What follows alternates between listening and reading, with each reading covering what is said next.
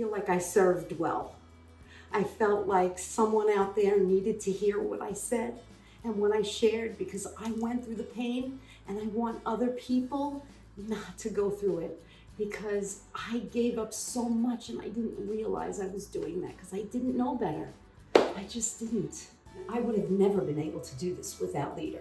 Mm-hmm. That is definitely true.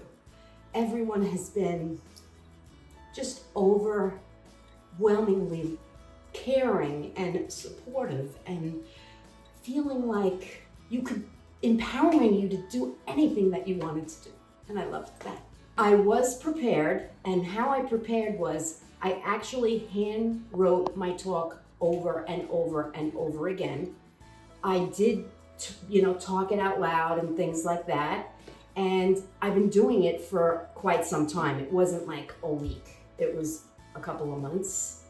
And I felt like I was very nervous and excited and anxious, but I kept thinking to myself, just smile, take a breath, wiggle your toes, because this is a gift you're giving people that can help them. And I wrote notes while I was studying. Sharon said, make them feel like they're in the room. Sharon said, make them feel the disgust of the dirt and the cleaning and all of that.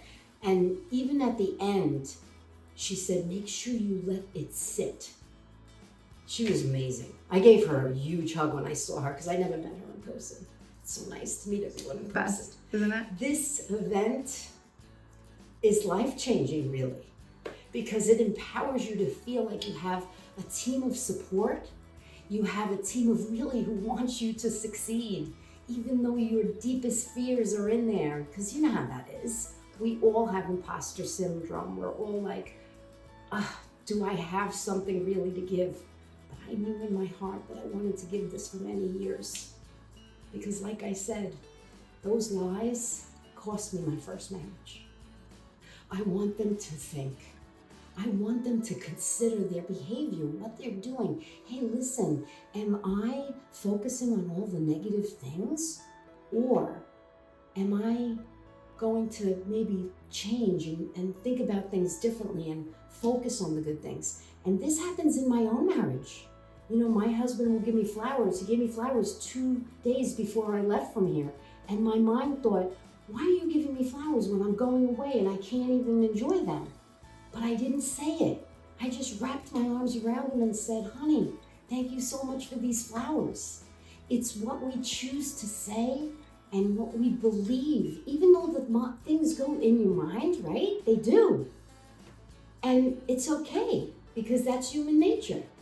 But we don't have to hurt our partners. We have to make them believe that they can succeed, because that's what happens. We complain, and underneath every complaint is a deep desire. And we need to learn to express those desires and notice the good. And when we do that, my husband buys me flowers all the time now, because he knows that that's something that makes me happy, and our spouses want to make us happy. They do. They just sometimes forget how when we're constantly complaining. Love is a choice. It's a decision for sure. Choose love.